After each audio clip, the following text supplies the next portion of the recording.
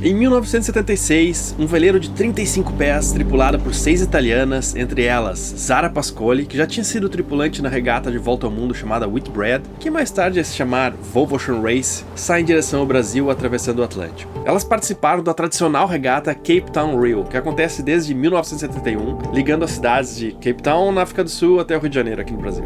São 3.600 milhas, que dá mais ou menos 5.800 quilômetros, sem paradas. Até porque, obviamente, não tem muito lugar pra parar, né? O nome do barco era Kriloa, e ele tá aqui hoje em Paraty. Na verdade, é ancorado aqui no lado. Eu conheci essa história porque uma amiga comprou ele. E vocês conhecem ela, do episódio 29, a Karina Joana, que eu entrevistei aqui, foi um episódio que muita gente gostou. Ela morava em um 23 pés na época que eu entrevistei ela, e não podia ter uma dona melhor esse barco, eu acho. Pensei em voltar pra terra. Sério?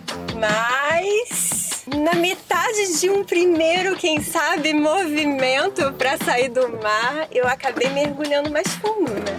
E o que explicou, assim, esse movimento, assim, tipo, de pensar e morar, né? O que pesou? E depois, quando você resolveu voltar, o que pesou pra voltar de vez? O que acontece, né, é que o barco, assim, acabou virando um lugar comum pra mim, né? Um lugar já muito confortável. Eu acho que eu encontrei uma forma muito gostosa e tal de viver a bordo e que eu gostava, mas que já tava ficando e ficando e ficando. E a gente gosta de variar, né? De movimentar a vida. E aí eu pensando assim, tá, que tipo de movimento é esse? Será que eu quero sair do barco? Ou será que eu quero viver ele mais coletivamente? Aí, num primeiro momento, então eu vou sair do barco, vou pegar uma mochila e vou viajar. Mas não estava pronta para sair do barco. Eu tinha que viver o barco em coletivo. E foi isso que me fez voltar e que me fez mergulhar por essas águas que me puxaram e agora estou aqui com elas. Olha só, tem coisa mais coletiva do que essa, gente? Não tem.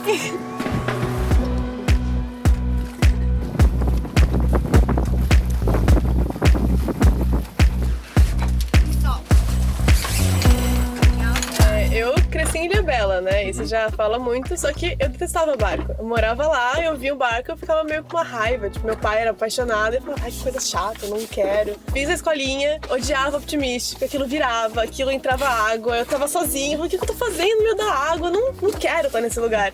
Aí fui pra faculdade. Ah, sou de Ilhabela. Ai, que legal. Eu descobri que ser de Ilhabela era uma coisa legal. Eu falei, cara, é muito legal ser de lá, é muito legal ter esse contato com esse mundo. Por que eu não tô, né? E aí fui trabalhar numa semana de vela e tal, e aí conhece um, conhece outro, escuta uma história, escuta outra história. Eu falei, cara, eu quero estar no meio disso, quero contar umas histórias legais também, né? Não sei se eu quero ter uma mega casa, um mega carro, mas eu quero ter uma coletânea de histórias interessantes pra sair falando pras pessoas.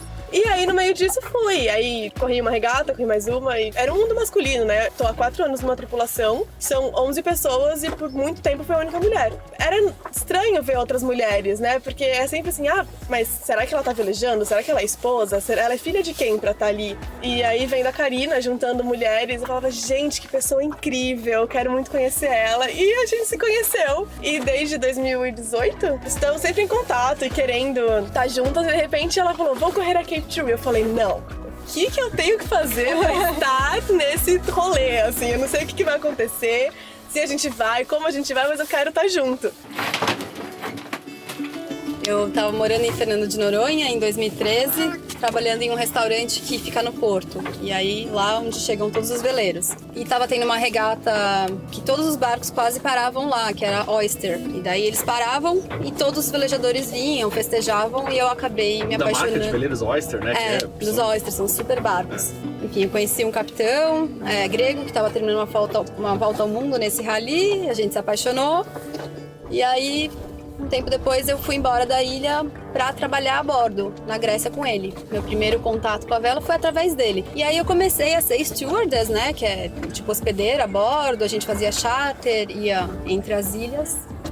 Tempo depois o relacionamento não deu certo, voltei para Noronha, aí fui viajar, fui morar na Califórnia um tempo, trabalhar.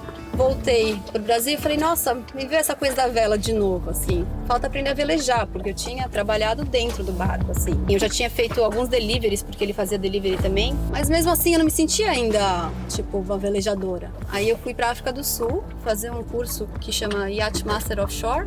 E fiquei lá 6 meses, também sempre a única mulher a bordo. Pô, depois disso fiz outra travessia num site, que é o Find a Crew. Fui de Salvador para os Estados Unidos. Peguei gosto pela coisa, assim. Aí ano passado eu fui fazer uma vivência com o Pirates of Love, a Raíssa e com o Chris, que você entrevistou no começo, eu acho, do Mintaca. E voltei super, assim, inspirada de novo com a vida a bordo, querendo muito morar a bordo mesmo. E aí eu fiquei pensando em morar a bordo, já segui a Karina Joana. Na verdade, por causa do hashtag Sal, eu descobri a Karina e fiquei assim, nossa, existe uma mulher que mora a bordo. E aí ano passado eu acabei comprando um barco. Então eu falei com a Karina bastante, questões, crises e tal. Quando ela fez uma live no Instagram falando do Cape Trio, do Kriloa, eu entrei em contato e falei, eu quero voltar para a África do Sul. Eu me formei em biologia e coloquei uma mochila nas costas e saí do país quase 20 anos e pouco atrás. E fui pra Europa e tal, depois Austrália, porque eu queria muito mergulhar na Grande Barreira de Corais. Né? E porque a Austrália, imagino eu, para um biólogo, não sou, mas deve a ser Grande Barreira de Corais e todos os biomas que tem lá. Lá tem de tudo, né? Tem deserto, tem neve. Né? Nossa. E é muito selvagem ainda, né? Você pega um carro e meia hora você tá no meio do nada que ainda tá intocado, assim. Né? Mas eu queria a Grande Barreira de Corais. Né? Mas eu não era formada em biologia marinha, eu era formada só em biologia, então eu fui trabalhar com outras, trabalhei com morcegos até. E lá a cultura é muito náutica, né? Tem yacht club em tudo quanto é cidade, então domingo tem regata. E você pode ir, eles estão sempre precisando de alguma tripulação. E você vai, tipo, passear, né, na real. Depois todo mundo toma uma cerveja junto, é muito legal. Naquela época eu fiquei com muita vontade de morar a bordo, mas fui fazer um monte de outras coisas. E aí, numa dessas repensar da vida, em Ilha Grande, vendo os barquinhos entrando e saindo, me perguntei, será que eu quero isso ainda? Aí, não era ir lá comprar um barco para ver se é isso mesmo. Aí eu consegui embarcar no veleiro e descer a costa brasileira no passado. Fiquei o ano inteiro praticamente embarcado nesse barco, 9 meses. Quando eu desembarquei, conheci a Karina Joana e ela estava nesse momento de pensar o Kriloa em coletividade. E eu respondi essa pergunta que eu queria realmente ter o meu barco. E aí estamos aí ajudando. E morando a bordo. Morando a bordo, comprei meu barco, faz 2 meses e pouco estou morando a bordo. Aquele ali, ó. Aquele ali, ó. Somos vizinhas agora. A partir daí rolou uma chuva, mas quem é que não gosta de conversar com um barulhinho de chuva? Então, o que acontece? Kriloa foi construído na Itália e em 76 ele participou da Cape Trio só com mulheres. E quando eu conheci o barco junto com essa história, né? Então é uma coisa assim que isso, de uma certa forma, sempre foi muito relevante nessa escolha pelo Kriloa, né? Você já entrou em contato com as mulheres que foram? Não, isso aí faz parte do projeto, está tudo já em plano, né? Nós vamos entrar em contato com elas, sim. Isso aí é importantíssimo, né? Isso gera uma certa curiosidade na gente, né? Se em 76 isso aconteceu, hoje isso ainda é uma coisa fora do comum, né? São quase 50 anos. Claro que para todo martelo qualquer coisa é um prego, né? Então eu fico achando que, mas assim, a importância das histórias e de mostrar as histórias. Lógico, tipo, sim. Talvez essa história delas na década de 70 fez vocês se aglutinarem pra fazer isso, né? E mostrar a sua história de você morando a bordo. Todo no episódio que eu fiz com você no Instagram inspirou de certa forma elas, né? Sim. Tá, as inspirações dificilmente vêm de uma coisa só, mas assim, você vê que alguém fez, Sim. já te muda. Muda, cativa, gera curiosidade, né? E aí o barco vai completar 50 anos em 2023. Maritza estava a bordo e a gente percebeu que em 2023 ia ter uma edição da Cape Trio.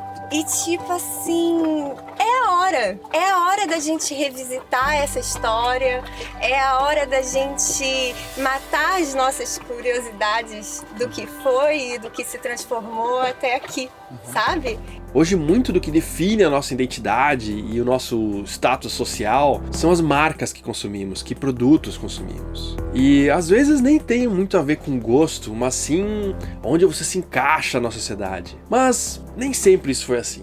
E algo que realmente eu admiro na vela é que o que você fez velejando muitas vezes vale muito mais do que, por exemplo, que barco você tem.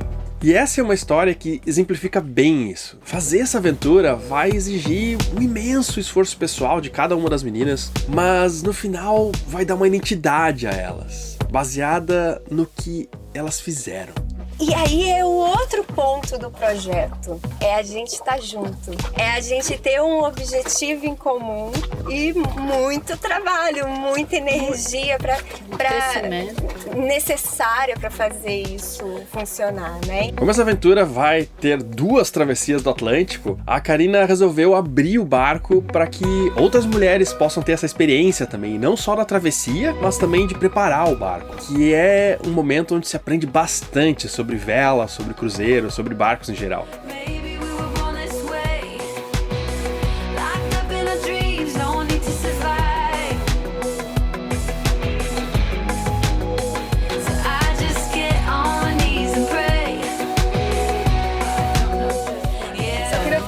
Antes, quando eu era pequenininha e tava na praia nadando, minha mãe, ai, não vai muito profundo que você vai boiar e vai parar na África. Eu queria que fosse fácil assim.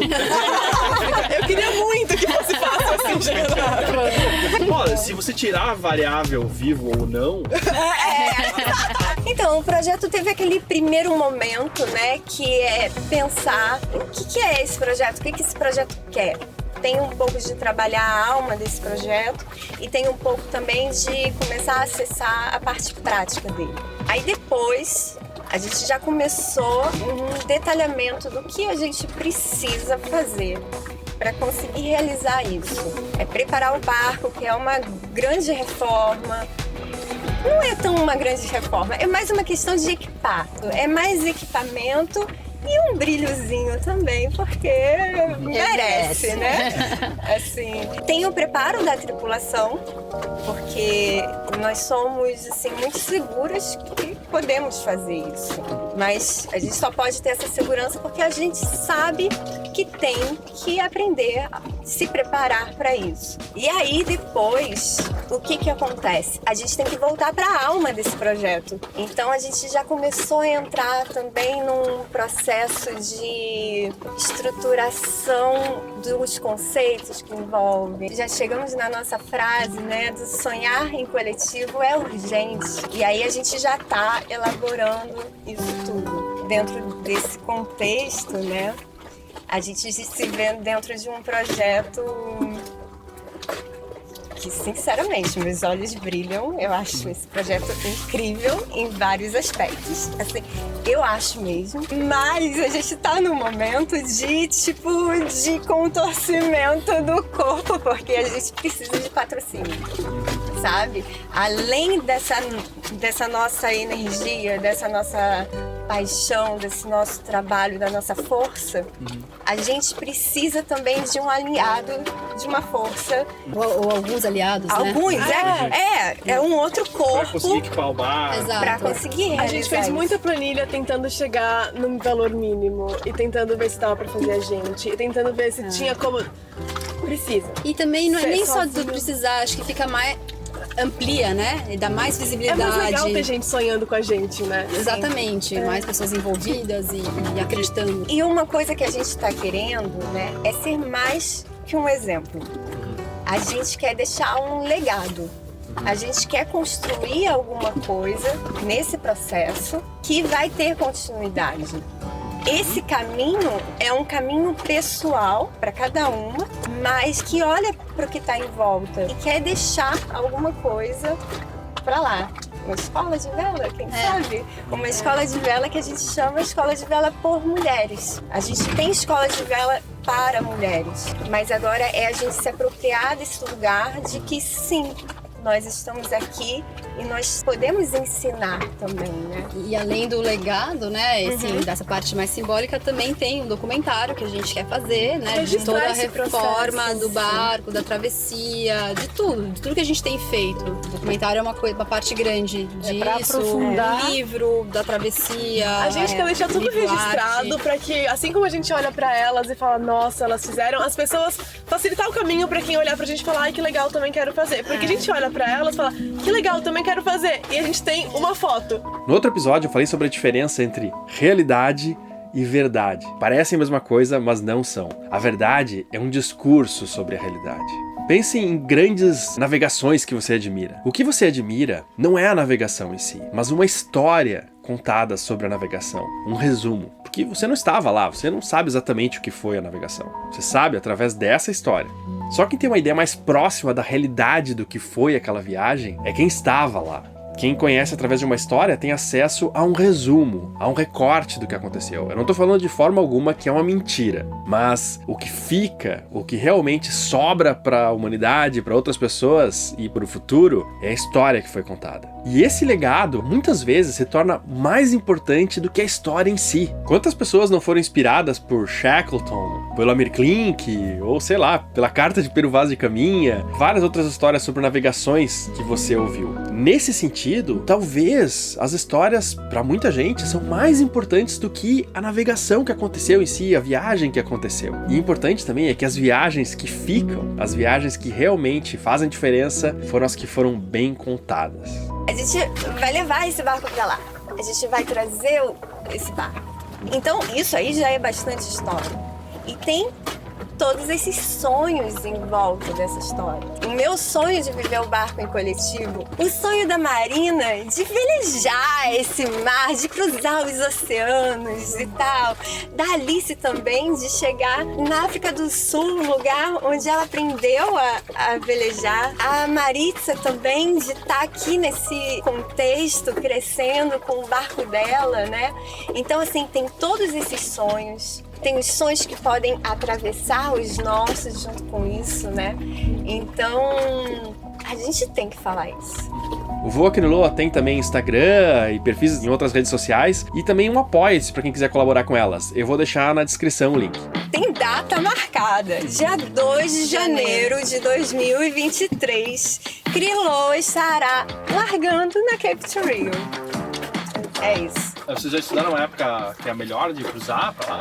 Entre agosto e outubro de 22. Tem uma janela Tem aí 16 por aí. meses, né, pra lá. São 16 meses de preparo. É apertado, é corrido, mas vai dar. O nosso primeiro desafio, então, é subir esse barco e fazer o essencial, pelo menos. E isso quanto antes melhor. Porque quanto antes o Kriloa estiver muito alinhadinho, mais a gente pode fazer por aqui antes de ir. Mais a gente pode velejar por essa costa. E isso faz parte do projeto. Sim. A gente tem que ganhar essa experiência do grupo em alto mar, fazendo travessias de plataforma de 10 petróleo. dias. Vamos pra plataforma. O sonho da Marina. Não, é que eu tenho esses fascínios de não ver nada em volta, sabe? Do querer olhar e não ter nada em volta. Aí eu falo, qual que é o mais perto que a gente pode fazer isso com o barco e voltar? A plataforma de petróleo, vamos! Até Florianópolis é uma ida boa. Sim. Pegar uma parte sem Queremos fazer. O meu sonho é a gente vai e nem para. Contorna e volta, entende? sim. Porque ainda tem que lidar com o desafio da ansiedade de você estar vendo a Terra e não vai parar, assim. Tipo, olha a ansiedade que isso dá, né? Sim, não, e Uau. treinar como a gente funciona nessas situações, juntos, tipo, né? a comida, o sono, a convivência. Eu tenho cautelas, né, na hora de velejar. E para receber pessoas inexperientes, às vezes é bom ter essa estrutura para evitar qualquer situação que o outro não vai saber lidar, né? Então, a gente já tendo esse barco pronto, a gente pode abrir ele para um coletivo maior. Então, a gente já pode compartilhar isso com mais mulheres, entende? Com mulheres que não conhecem barco. Que nunca nem imaginaram, sei lá, entrar em um balé. É a coisa da representatividade. Você vendo os seus iguais, você quer estar também. Você Ocupando espaços. entende essa possibilidade, né? Tipo, mas são infinitas possibilidades, né? É um leque que se abriu assim, né? E eu não tenho lugar de fala falar isso, mas assim, eu fico imaginando assim, que o que faz não ter mais mulheres velejando é não ter outras mulheres. Sim, E não ver assim. Posso te entrevistar agora? Opa! No seu por lugar favor. de fala desse lugar, Aham. né? O que significa ver uma tripulação sendo montada com esse critério feminino? Eu acho fantástico, porque eu gostaria de ver mais mulheres velejando, né? E assim, eu por ter nascido homem e tal, eu acho que eu tive muitas vantagens, talvez, de ter sido criado dizendo que eu podia fazer qualquer coisa. Mas eu acho que, puxa, eu não quero ser alguém que limita outra pessoa, qualquer pessoa. Então eu fico muito feliz quando vejo as mulheres querendo velejar, né? Tipo, conheci na Ribeira uma mulher trans. Uau! Que mora num barco, né? Às vezes, assim, eu acho que entendo o que é uma mulher velejar e não querer, ou querer e não poder e tal, mas eu tento olhar com humildade, assim, entende? Com certo cuidado pra não dar uma opinião assim que, eu não tô na pele de vocês, entendeu? Tipo, eu quero ajudar. Esse mesmo ajudar, eu já notei, às vezes é uma coisa ruim. Eu acho que a sociedade inteira tem que se reeducar. Homens e mulheres também. É difícil separar, às vezes, assim, uma mulher que não gosta de vela, e não é uma questão de machismo, não sei lá, mas de outras que poderiam gostar, gostam de aventura ou tal, mas o jeito que a gente criou as meninas não levou a isso, sei lá, né? Então, pra mim, é bastante difícil, assim, de dar respostas claras, entende? Assim, eu quero que isso aconteça e fico muito feliz de ver uma equipe feminina. Imagina, assim. Eu acho que o importante é o seguinte, é uma tripulação feminina, mas a gente tá junto. E pra vocês, assim, o que é diferente? Pode ser no astral, ou no jeito de tomar decisão? Vocês acham que tem alguma diferença de ser uma tripulação feminina? Tem. Desculpa, eu velejei bastante com, mas enfim, regata só, que é o assim, porque como eu queria velejar, meu pai falou, vai velejar em regata, que é onde você coloca o barco no extremo e sabendo lidar com o barco no extremo pra morar a bordo depois, você leva com o pé nas costas. Eu já velejei com a Karina, é outra história. Porque assim, os comandantes, eles, óbvio, querem ganhar a regata, querem chegar com o barco rápido. E funciona. E é uma broderagem, aquela coisa, mas tem muito grito, muita... Tem que fazer nessa hora, tem que fazer rápido, corre pra cá. E aí você sai cheia de roxo e tal. Eu entendo essa forma, é legal, dá uma adrenalina e tal. Agora, a Karina, assim, a gente tem que fazer o bordo aqui. A gente não tem que começar a manobra aqui. A gente pode começar a manobra aqui, que vai dar o bordo aqui do mesmo jeito. E tá tudo bem. E você, sei lá, você se sente... Tá, eu tenho tempo de errar, sabe? Tá tudo certo. Eu consigo errar e consertar, dá tempo. Eu acho isso, ter o tempo, não ter o medo de errar, sabe? Porque velejando com os Zeus, por exemplo, que é esse barco que eu velejei muito, aprendi a fazer as coisas rápido, mas eu tinha sempre aquela coisa, eu não posso errar, eu tenho que fazer uma vez e tem que sair perfeito. Muita pressão. Aqui não. Dá pra você fazer e errar e dá certo também. E eu acho isso fantástico, assim. A diferença da Karina para as outras comandantes é isso. Ela olha pra você como alguém que tá aqui colaborando. E que você também sabe. E você pode fazer de um jeito diferente do meu, mas que também funciona.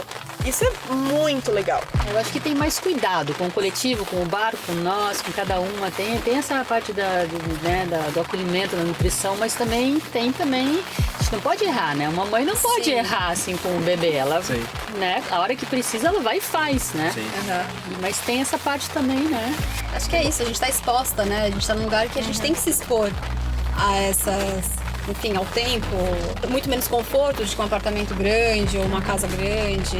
E acho que, assim, o lugar comum, assim, tipo, que as pessoas têm aqui, tipo, em geral, as mulheres têm mais dificuldade de abrir mão desses confortos. É uma lenda, né? Mas eu não sei se é lenda. Talvez. Tem muitas amigas minhas que não gostariam de estar tomando banho frio na praia. De fato. Tipo, ou que não querem perrengue, sabe? Mas que a gente, eu acho que são tipos de pessoa mesmo. Que Tem muitos amigos meus também que não. que não gostam. E tudo bem. São homens. Porque não é pra eles esse tipo de vida, ou pra elas, enfim. Aí nesse ponto começou a chover bastante e o barulho da água caindo no todo realmente não deixou mais a gente ficar lá. O projeto tem montado essa tripulação feminina para fazer essas 2 travessias do Atlântico, mas mais mulheres têm entrado no projeto não necessariamente para fazer parte dessa tripulação, mas para aprender a velejar, preparar o barco em outras oportunidades também. A Lucimara, que eu entrevistei no episódio 158, faz parte do projeto agora também. Sem dúvida, isso faz a gente crescer, né? E tem uma sensação que faz, assim, que vibra muito em mim, de que, tipo, Krilo em Cape to Rio não acaba junto com a Cape to Rio. É meio que impossível pensar que a gente vai cruzar a linha de chegada dessa regata e vai acabar. Eu acho que a gente já vai estar com 1000 planos, né? Se hoje eu já me sinto muito fundida com o barco, imagina depois disso. Imagina o encurtamento das distâncias, né? Essa conquista, né? De encurtar distâncias, de encurtar tempos também, né? De primeira eu falei, eu vou estar muito metida, entendeu? Vai ser um oceano. Eu não entenderam o que a gente fez, mas... Nojo. Nojento. Não dá, porque eu acho que eu vou voltar assim na marina, sabe? Eu não consigo pensar muito quem eu vou ser depois disso que eu fiz, depois daquilo que eu deixei de fazer. Porque se eu fico pensando muito, eu não faço, né? Como a Karina falou que eu vou e faço, mas eu acho que é muito mais se preparar do que se planejar. Porque se você fica se planejando, tipo, a gente vai sair, por exemplo, dia 8 de outubro. Putz, não deu pra sair dia 8 de outubro. É uma frustração. Agora, se a gente tá preparada pra sair na melhor janela de tempo, a gente sai quando for o dia melhor. E a gente sabe que a gente vai conseguir. Então, acho que a gente vai voltar com essas certezas de que a gente consegue. Encontrar quem nós somos, quem cada uma é. Tem tanta projeções em cima da gente, tanta expectativa, e você vai vivendo aquela vida que você não é aquilo, mas esperam que você seja. Então é um encontro consigo mesmo, e esse projeto ele traz muitos elementos para muito crescimento, mas é muito encontro, muita conexão consigo e com todas e com o mundo e com tudo que está acontecendo. Eu sinto mais ou menos isso também, que a gente vai se transformar muito internamente e acho que tem uma coisa de experiência mesmo, né? Você é a mesma Alice, mas com uma experiência no mar muito maior, de ter atravessado um oceano, de muito mais presença, atenção, né? Com uma tripulação de outras mulheres também. Eu acredito que a gente vai crescer muito e ficar muito mais competente, sei lá, não sei se eu gosto muito dessa palavra, mas com mais conhecimento seguras. mesmo, né? Seguras, essa é a palavra. Acho que eu vou me segura. sentir mais segura depois. Existe o medo da travessia, existe o medo da tempestade, de algo que foge ao controle, mas a gente vai estar preparada para isso, né? E depois, então, mais ainda, porque o medo ele é um companheiro, né? Que tá ali. E o que você acha que vai ser mais difícil? Você levar esse barco lá pra África ou você ter dado o primeiro passo para ir morar a bordo? Quando eu fui morar a bordo, eu nem sabia o que era isso, sabe? Eu não tinha noção nenhuma do que era isso, eu não tinha expectativas. Eu sabia o que era estar num barco, sabia como era desconfortável, que eu tinha que me ajustar àquilo, mas eu já sabia que aquilo de alguma forma era interessante para mim. Mas o que é morar a bordo, o que significava morar a bordo, eu não sabia. Então é mais difícil decidir fazer Krilo em Cape to Rio. Pode parecer uma coisa boba, mas isso é muito mais difícil. O medo nunca é o problema. Quem não tem medo é temerário e não corajoso. Corajoso é quem olha o medo nos olhos e, por necessidade ou por ter avaliado o risco de uma forma melhor, resolve encarar o medo. A ausência total de medo é só inconsequência. É incrível como uma história inspira outra. É como uma onda que transmite energia, mas sem matéria. Às vezes ideias de milênios atrás vêm até nós, passando gerações e criando novas histórias.